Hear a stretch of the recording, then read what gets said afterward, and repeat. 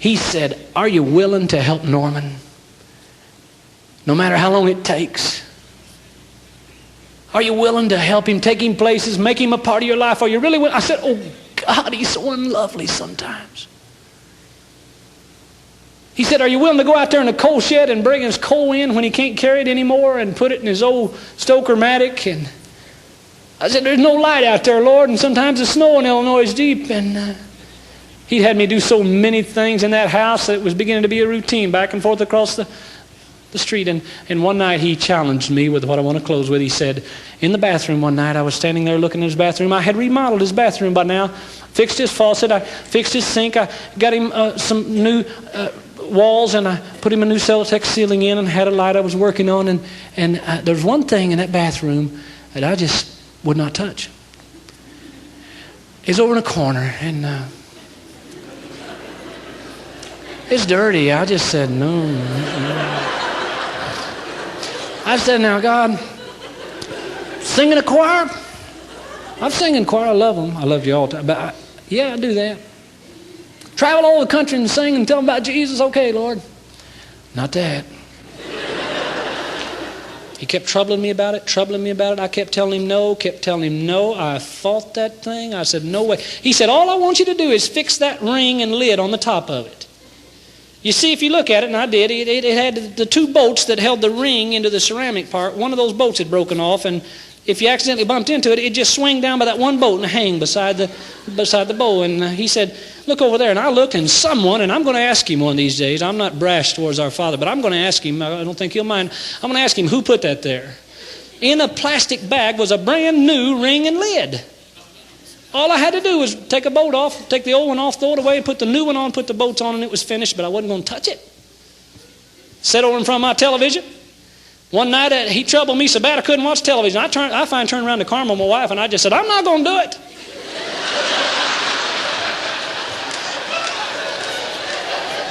She was looking at the Sears catalog or something. She looked at me like... I couldn't stand it. About an hour later, I went up and got my coveralls out of the pantry, and I put them on, put the collar up. I pulled the sleeves down, found me some gloves that came down over the sleeves.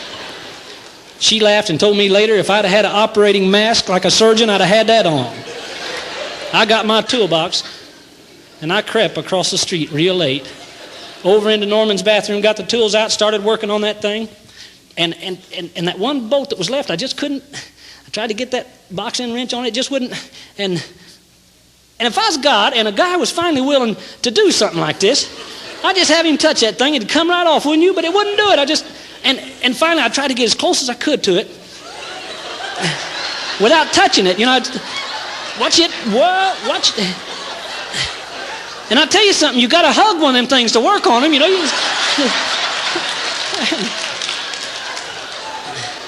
And I just couldn't get it off, and so I know we're in a church, and I'm gonna trust God. He's got a good sense of humor, because here's what I finally had to do. It's true. I had to get down on that old filthy floor so I could see up under that thing, and I crawled, and I took that wrench, and I finally got it on that nut, and I moved it a little bit, and old rust and dirt just hit me right in the eye like that.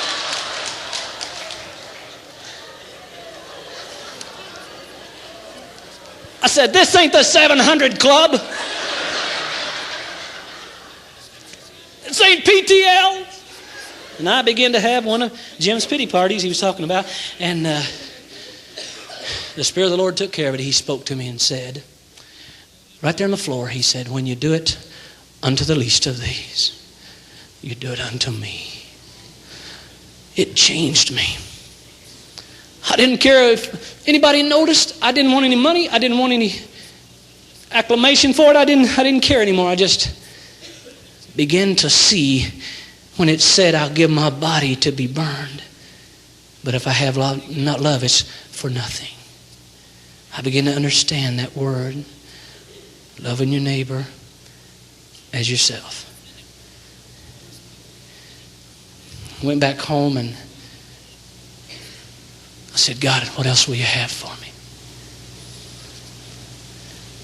He said, son, get in your car and take those songs that I've given you all over the country and leave them at radio stations. I think maybe he thought maybe I can trust him, maybe use him a little bit. And I went in the car all over the radio stations, and he opened up television, and suddenly record sales came in, and then doors opened to speak all over the country. But he never allowed any of that to happen in my life. Not the first bit of it. No matter how much I agonized with him for 35 years. No matter how much I hollered and said, why can't you use me, God? Why am I having to wait? Until he had taught me to love my neighbor as myself through my friend, my neighbor named Norman. He opened the doors, and today, one of the favorite things that I get to tell around the country, if it be in Indonesia or Holland or America, is the story of how God used the old man named Norman to teach me to love my neighbor as myself.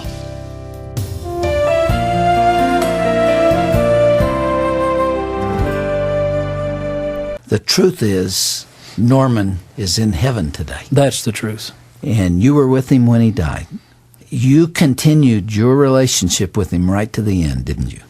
Yes, he spent his last 10 years in a nursing home, but it was necessary. He fell on the ice and snow and damaged his leg, the interior blood vessels and what have you. And so just to keep him alive, they put him in a nursing home. And for 10 years, I would visit him in that nursing home. And this last April, when he quietly, beautifully went to be with the Lord, I wasn't sure I was going to get to be there. I was on a ministry trip lasting about 10 days or so. I'd call home every day 3 or 4 times. Carmel, my wife, would give me an update on him. I got home, and the last 2.5 hours of his life I got to spend with him. Carmel and I were at his bedside. In fact, as he began to breathe much more slowly, peaceful the entire time, I experienced the most amazing presence of the Lord that I think I'd ever experienced in my life. It was an odd time, because off in the distance there in the nursing home, I heard a sitcom playing on television in someone's room that had it turned loudly. Probably they couldn't hear well. And that sitcom was full of canned laughter as he was breathing his last breaths. So I just stroked his arm and I said, I love you.